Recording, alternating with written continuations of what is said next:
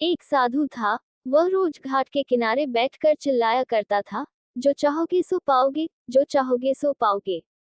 बहुत से लोग वहां से गुजरते थे पर कोई भी उसकी बात पर ध्यान नहीं देता था और सब उसे एक पागल आदमी समझते थे। एक दिन एक युवक वहां से गुजरा और उसने उस साधु की आवाज सुनी, जो चाहोगे सो पाओगे, जो चाहोगे सो पाओगे। और आवाज सुनते ही उसके पास चला गया। उसने साधु से पूछा, महाराज आप बोल रहे थे कि जो चाहोगे सो पाओगे, तो क्या आप मुझको वो दे सकते हो जो मैं चाहता हूँ।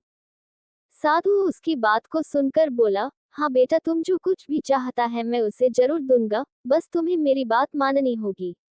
लेकिन पहले ये तो बताओ कि तुम्हें आखिर चाहिए क्या। युवक बोला, मेरी एक ही ख्वाहिश है, मैं हीरों का बहुत बड़ा व्यापारी बनना चाहता हूँ। साधु बोला, कोई बात नहीं, मैं तुम्हें एक हीरा और एक मोती देता हूँ, उससे तुम जितने भी हीरे मोती बनाना चाहोगे बना पाओगे। और ऐसा कहते हुए साधु ने अपना हाथ आदमी की हथेली पर रखते हुए कहा, पुत्र, मैं तुम्हें दुनिया का सबसे अनमोल हीरा दे रहा हूँ। लोग इसे समय कहते हैं। इसे तेजी से अपनी मुट्ठी में पकड़ लो और इसे कभी मत गंवाना। तुम इससे जितने चाहो उतने हीरे बना सकते हो।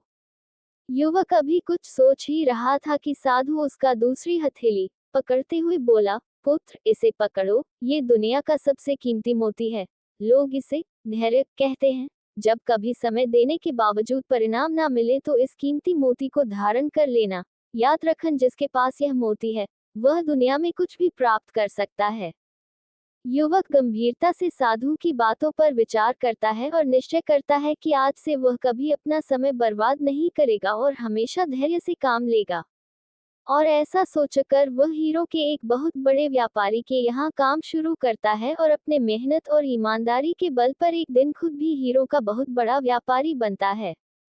तारांकन शिक्षा। मित्रों, समय और धैर्य वह दो हीरे मोती हैं जिनके बल पर हम बड़े से बड़ा लक्ष्य प्राप्त कर सकते हैं।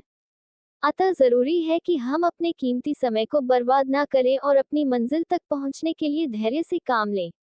सदैव प्रसन्न रहिए, जो प्राप्त है पर्याप्त है। तारांकन।